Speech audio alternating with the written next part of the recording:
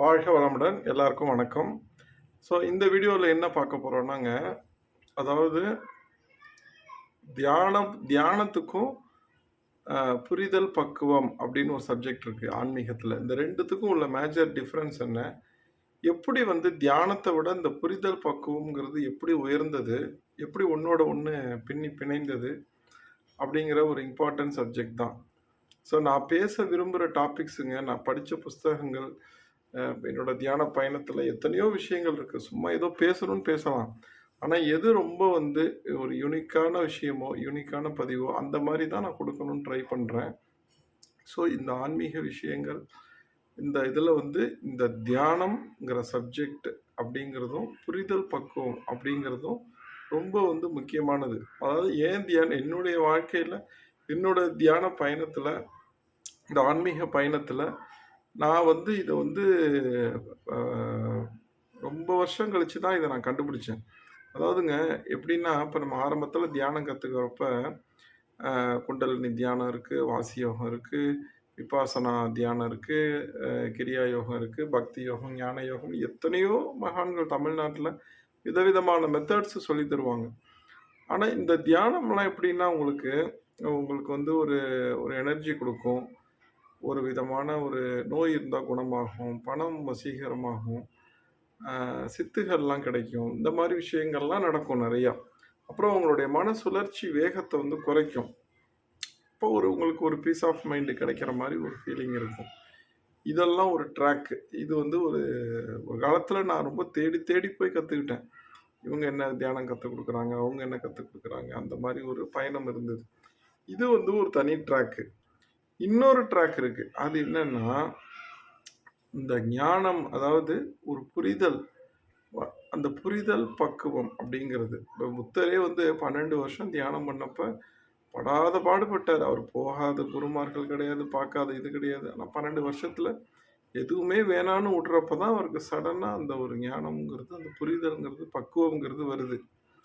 அதாவது இந்த புரிதல் பக்குவம்ங்கிறத வார்த்தைகளால எக்ஸ்ப்ளைன் பண்ண முடியாது.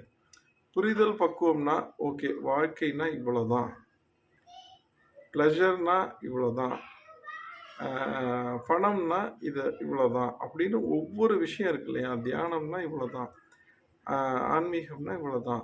கடவுள் நிலை அப்படின்னா இவ்வளோதான். அப்படின்னு ஒவ்வொரு விஷயத்த பத்தி உங்களுக்கு அனுபவமா ஒரு அண்டர்ஸ்டாண்டிங் வரும். ஒரு புரிதல் வரும்.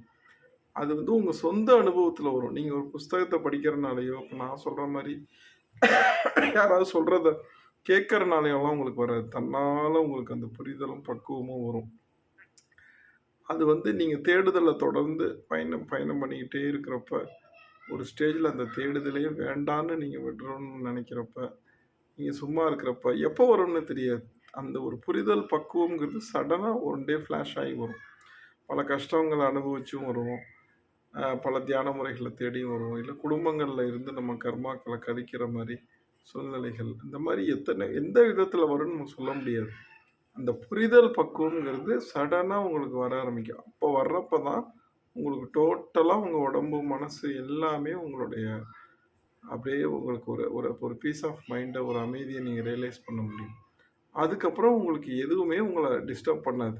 நவக்கிரகங்கள் டிஸ்டர்ப் பண்ணாது. பஞ்சபூதங்கள், எல்லா தெய்வங்கள், தேவதைகள், இறைவன் எல்லாமே உங்களுக்கு வசியமாயிடுவாங்க. எல்லாமே நீங்க நெனச்சதெல்லாம் நடக்கும். இந்த சென்ஸ் என்னன்னா, எது நடக்குதோ அத தான் நீங்க நினைப்பீங்க. அதுதான் இயற்கையோட ஒன்றுறது அப்படிங்கிறது. அதுதான் ஞானம் அடைதல்.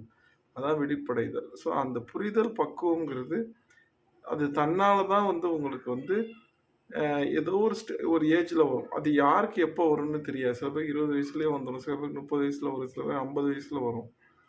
அதாவது புத்தரோட அனந்தான ஒருத்தர் ஒரு ஒரு சிஷ்யர் இருந்தாரு. 30 வருஷம் புத்தரோட இருந்தாரு. அவருக்கு அந்த ஞானமும் வரல, புரிதலும் வரல. எல்லாத்தையும் கேட்டுட்டே இருக்காரு. புத்தர் பக்கத்திலேயே உட்கார்ந்து கேட்கிறாரு. ஆனாலும் அவருக்கு அந்த ஞானம் வரல. புத்தர் இறந்து போய் பல வருஷம் கழிச்சு தான் அவருக்கு அந்த ஞானம் வந்துச்சு அப்படிங்கிற மாரி அந்த புத்தரோட கதைகள்ல நம்ம படிக்கிறோம். ஸோ நம்ம இதில என்ன புரிஞ்சுக்கணும்னா, இன்னைக்கு பார்த்தீங்கன்னா மாடர்ன் குருஸ், மாடர்ன் மெத்தட்ஸ் ஏதோ ஒரு குறிப்பிட்ட ப்ராசஸ ஒரு குறிப்பிட்ட தியான முறைகள பண்றனாலயும், குறிப்பிட்ட மூச்சு பயிற்சி, தியான பயிற்சி இதெல்லாம் பண்றனாலயும், டக்குன்னு நம்ம அந்த புரிதலுக்கு போயிடலாம் அப்படின்னா பண்ண முடியாது. நீங்க வாழ்க்கைய வாழ்ந்து தான் அத கண்டுபிடிக்க முடியும். நீங்க கல்யாணம் பண்ணி, ரிலேஷன்ஷிப்ல இருந்து, நீங்க வேலை பார்த்து, பணம் சம்பாரிச்சு, இது மாரி வாழ்க்கையில அந்த ஆசைகள் வந்து உங்கள இயக்குது.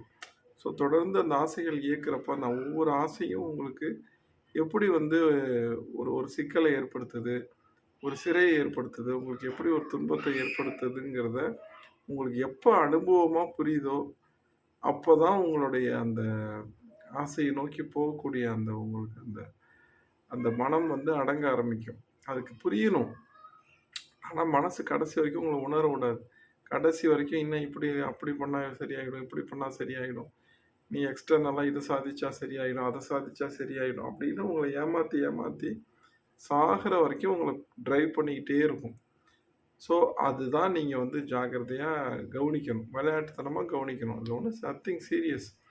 நம்ம சாதாரண எதார்த்த லைஃப்ப வாழ்றப்பவே ஜெய் கிருஷ்ணமூர்த்தி சொல்ற மாரி, நம்ம எப்படி நடக்கிறோம், எப்படி பேசுறோம், எப்படி சிரிக்கிறோம், மத்தவங்கள எப்படி யூஸ் பண்றோம், ஆஃபீஸ்ல எப்படி இருக்கோம், வீட்ல எப்படி இருக்கோம், சொசைட்டில எப்படி இருக்கோம், எப்படி நம்ம எந்திரத்தனமா இருக்கோம், எப்படி ரோபோட்டிக்கா இருக்கோம், எப்படி ஒரு உயிரோட்டமே இல்லாம இருக்கிறோம். அ நம்ம மனசு வந்து அந்த அந்த மனசுக்குள்ள இருக்கிற அந்த இருள், அந்த அந்த அந்த இருட்டான பகுதிகள், அந்த ஹிடன் திங்ஸு, அந்த கோபம், அந்த பொறாம, அதையெல்லாம் நம்ம வந்து டே டு டே நம்ம கவனிக்கணும். அது கவனிக்க, கவனிக்க, கவனிக்க தான் நமக்கு வந்து அந்த செல்ஃப் ரியலைசேஷன் வரும். அதுதான் ஃபர்ஸ்ட்டு ஸ்டெப்பு. அதுக்கப்புறமா அந்த நம்ம வந்து நம்ம இப்ப தனியா ஒரு மலையில உட்காந்துக்கிட்டு தியானம் பண்ணிக்கிட்டே இருந்தோம்னா நமக்கு தெரியாது. அதுதான் ஓஷோ சொல்லுவாரு. "நீ சந்த கடைக்கு போனா தான் உனக்கு எவ்வளோ கோவம் வருது, எவ்வளோ ஆசை இருக்கு, எவ்வளோ பொறாம இருக்குன்னு தெரியும்." ஸோ, அதனால நம்ம ஃபேமிலிக்குள்ள வந்து சமுதாயத்துக்குள்ள பழகுறப்ப தான் நம்மளுடைய தியானம் வந்து எந்த அளவுக்கு பக்குவம் அடைஞ்சிருக்குங்கிறது நமக்கு புரிய ஆரம்பிக்கும். அதனால நீங்க வந்து அந்த புரிதல், அதாவது ரிலேஷன்ஷிப் இஸ் எ மிரர் அப்படிம்பாரு ஜெய கிருஷ்ணமூர்த்தி. ரிலேஷன்ஷிப்ல தான் நம்மள நம்ம பார்க்க முடியும். ஹூ ஆம் ஐ அப்படிங்கிறது. நான் எப்படி வந்து ஒரு ஒரு எல்லாருக்கும் குடுக்குற ஆளா? இல்ல எல்லார்ட்டேருந்தும் வாங்குற ஆளா? எதிர்பார்க்குற ஆளா? எதிர்பார்க்காத ஆளா? மத்தவங்க வளர்ச்சி அடையிறப்ப அத பார்த்து பொறாமைப்படுற ஆளா? சந்தோஷப்படுற ஆளா? கிரீடினெஸ்ஸா இருக்கிற ஆளா? இல்ல நிறைவா இருக்கிற ஆளா? ஸோ எல்லாமே நீங்க வந்து நீங்க பழக பழக மத்தவங்களோட ரிலேஷன்ஷிப்ல இருக்க இருக்க தான் தெரியும். ஸோ இந்த வாழ்க்கைய வந்து விட்டு எங்கேயும் ஓடாம, இந்த வாழ்க்கையோடு இயந்து நமக்கு இறைவன் குடுத்த வாழ்க்கைய அத நம்ம வந்து ஆழமா உணர்வா, ஒரு விழிப்புணர்வா வாழ்றப்ப தான் இந்த புரிதலும், பக்குவமும் வர ஆரம்பிக்கும். ஸோ இந்த புரிதல், பக்குவம் வர்றது தான் ரொம்ப ரொம்ப வாழ்க்கையில முக்கியமான ஒரு கட்டம். அது வந்த பிறகு என்ன ஆகும்னா, உங்களுக்கு மனசு வந்து ஒரு பேரமைதி வந்துரும். ஸோ வாழ்க்கைன்னா இவ்வளோதான். ரிலேஷன்ஷிப்னா அவ்வளோதான். இன்பங்கள்னா இவ்வளோதான்.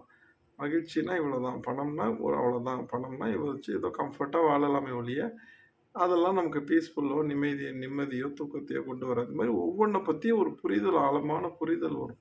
இந்த ஆழமான புரிதல் வர்றப்ப, உங்களுக்கு யாருமே தேவைப்பட மாட்டாங்க. கடவுளே தேவைப்பட மாட்டாங்க. அந்த அளவுக்கு உங்க மனசு பூரண அமைதி வந்துரும்.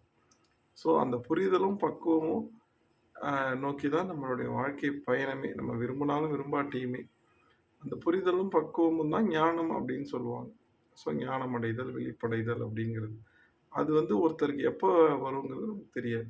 ஸோ அந்த தியானங்கள் நம்ம பண்றனாலேயே நமக்கு ஞானம் வந்துருமான்னா வராது. அது ஒரு சில அனுபவங்கள் கிடைக்கும். சில தியானத்துல சில அனுபவங்கள் வரும். ஆனா புரிதல் பக்குவத்துல தான் அந்த நிம்மதி, அமைதிங்கிறது இருக்கு. அத நோக்கி நம்ம போகணுங்கிறது தான் இந்த வீடியோல நான் சொல்ல வந்தது. அதுக்கு இறை அருளும், குருளர் அருளும் துணை புரியட்டும். இன்னும் நெறைய ஆழமான விஷயங்கள நம்ம இந்த வீடியோஸ்ல பார்ப்போம் ஃபர்தரா. Thank you very much.